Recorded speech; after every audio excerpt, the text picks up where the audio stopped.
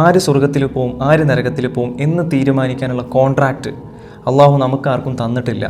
നമ്മുടെ പണ്ഡിതന്മാർ ആദർശ വിഷയങ്ങൾ സംസാരിക്കുന്നത് കൃത്യമായ അറിവിൻ്റെയും കിതാബുകളുടെയും അടിസ്ഥാനത്തിലാണ്. അതിൻ്റേതായിട്ടുള്ള ഒതൻറ്റിസിറ്റിയും ഭംഗിയും ഉണ്ട്. പക്ഷേ ഈ സോഷ്യൽ മീഡിയയിൽ അവരുടെ പേരും പറഞ്ഞിട്ട് നമ്മളിങ്ങനെ മതത്തിൻ്റെയും ആദർശത്തിൻ്റെയും പേരിൽ അമിതമായ അനാവശ്യമായ തർക്കങ്ങൾ വെച്ചിട്ട് വെറുതെ ജനങ്ങളെ കുഴപ്പിക്കരുത്. ഇസ്ലാമിലെ അഭിപ്രായ വ്യത്യാസങ്ങൾ എന്നൊക്കെ പറയുന്നത് അതൊരു കോൺഫ്ലിക്റ്റ് ഒന്നുമല്ല, തർക്കിക്കാനുള്ള വിഷയമൊന്നുമല്ല, മറിച്ച് അത് ദീനിൻ്റെ ഫ്ലെക്സിബിലിറ്റി കാണിക്കാനുള്ള ഒന്നാണ്. ഇവിടെയൊക്കെ ചില ആൾക്കാരുടെ പ്രശ്നം എന്താണെന്ന് വെച്ച് കഴിഞ്ഞാൽ ഓവർ സ്പിരിറ്റാണ്. എൻ്റെ മതം, എൻ്റെ ആദർശം എന്നൊരു അമിതമായ വികാരത്തിലാണ് അവർ കാര്യങ്ങളെ കൈകാര്യം ചെയ്യുന്നത്. ഒരാളെ കാഫിറാക്കലും പിഴച്ചവനാക്കലും പരിഹസിക്കലൊക്കെ വിത്തിൻ സെക്കൻഡ്സിലാണ് നടക്കുന്നത്. അഥവാ മറ്റൊരാളെ താഴ്ത്തി കെട്ടിയാലേ എൻ്റെ ആദർശം വലുതാകൂ എന്ന് മനസ്സിലിങ്ങനെ വെറുതെ തോന്നുകയാണ് നമുക്ക്. അഥവാ നമ്മുടെ ഈ അനാവശ്യമായ തർക്കങ്ങൾ കണ്ട് മടുത്തിട്ട് ദീനിൽ നിന്ന് അകന്നു പോകുന്ന വലിയൊരു ജനറേഷൻ ഉണ്ട് ഇവിടെ.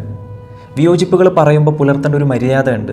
അല്ലാതെ പരിഹസിച്ചും കളിയാക്കിയും ആക്ഷേപിച്ചിട്ടൊന്നും യാതൊരു കാര്യവുമില്ല, ആരും നന്നാവാൻ പോകുന്നില്ല. പിന്നെ പറയുന്ന ആളുകൾക്കൊരു മനസ്സുഖം, അത്രയേ ഉള്ളൂ. സൂറത്തു നഹിലിലെ 125 ഉദൂ ഇലാ സബീല റബ്ബിക് എന്ന് പറയുന്ന ആയത്തിൽ പറയുന്നുണ്ട്, വജാദിൽഹും ബില്ലത്തി ഹിയ അഹ്സൻ. ഒരാളെ അള്ളാഹുവിൻ്റെ മാർഗ്ഗത്തിലേക്ക് നമ്മൾ ക്ഷണിക്കുമ്പോൾ അത് ഏറ്റവും നല്ല രീതിയിൽ അവരുമായിട്ട് സംവാദം നടത്തുക എന്നുള്ളത്, അതാണ് നമ്മളൊക്കെ ഫോളോ അപ്പ് ചെയ്യേണ്ടത്. തർക്കിക്കാം നമുക്ക്, പക്ഷേ മര്യാദ ഉണ്ടായിരിക്കണം. വിയോജിക്കാം, അപമാനിക്കാതെ ആയിരിക്കണം. ശരി പറയാം, സ്നേഹത്തോടെയും ബുദ്ധിപരവുമായിരിക്കണം. കാരണം ആക്ഷേപവും പരിഹാസവും കേട്ടിട്ട് ആരും ഒന്നും തിരുത്താൻ പോകില്ല. അവർ കൂടുതൽ വാശിയോടെ അകന്നു പോവുകയുള്ളൂ. അതാണ് ബേസിക് സൈക്കോളജി. നമ്മുടെ ശരികൾ വിളിച്ചു പറയുന്നത് ഒരാളെ നന്മയിലേക്ക് നടത്താനാണെങ്കിൽ നമ്മുടെ വാക്കുകളിൽ സ്നേഹം ഉണ്ടായിരിക്കണം.